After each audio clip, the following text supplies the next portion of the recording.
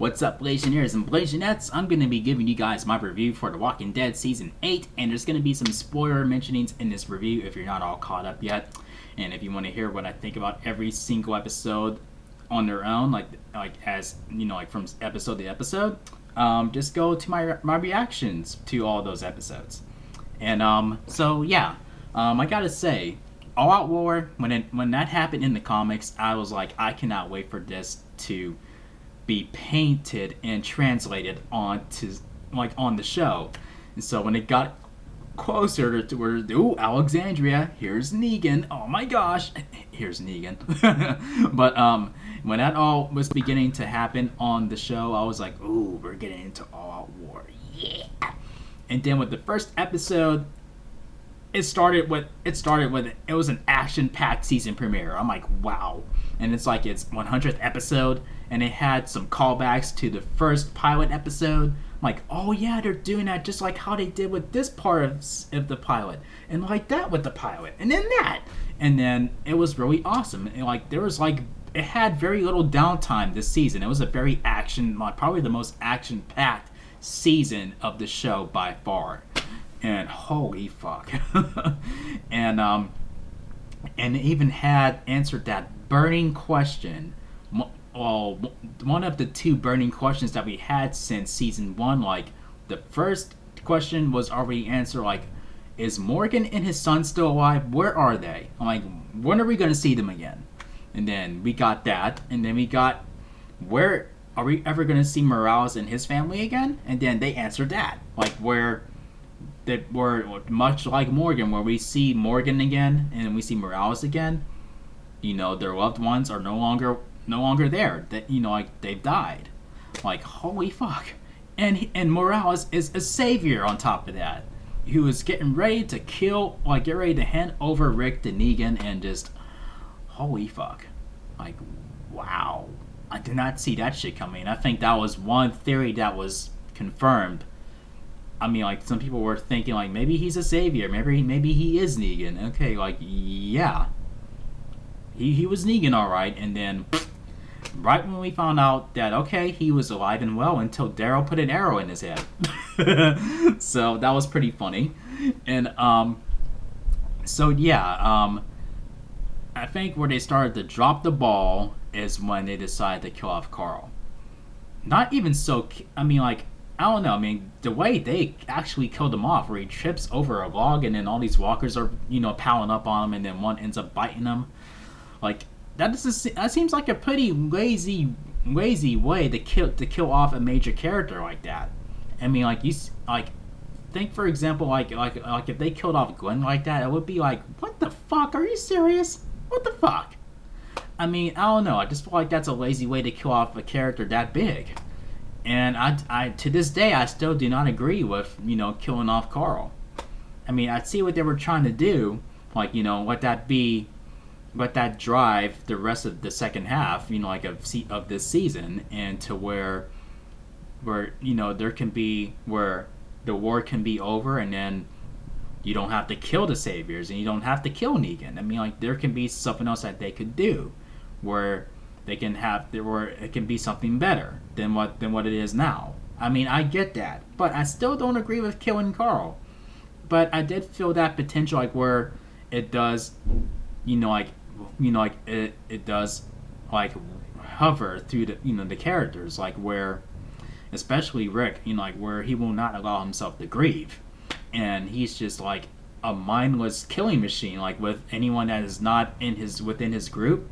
And they're with the saviors. It's just like, well, heaven be with for those who consider themselves Negan, and then they have some things that happen within, you know, like within both sides of the war. Like with Negan, you have Simon, who is basically power hungry and bloodthirsty. I mean, like, I saw those qualities long before this season happened. I'm like, yep, they're starting to come into play. I knew that he was gonna, you know, be like that, where he kind of goes rogue on his own, and is like, okay, and then I got him killed, and then yeah, I mean, like, when it all came down to the conclusion, like, holy fuck, the way it happened, just like in the comic, I'm like, yes. I mean, like when Rick slashes Negan's throat, I was like, oh crap, is he gonna break his leg? And thankfully, did not go the whole route of of having Rick break his leg, like or having Negan break Rick's leg. I'm so glad that didn't happen, and I'm guessing we might not see Old Man Rick. I mean, that was just a dream sequence. So I'm like, oh, okay, cool. We don't need Old Man Rick. I mean, let's put that off for like a few seasons. Let's get more of Rick fighting in his prime, and hopefully they do that in next season.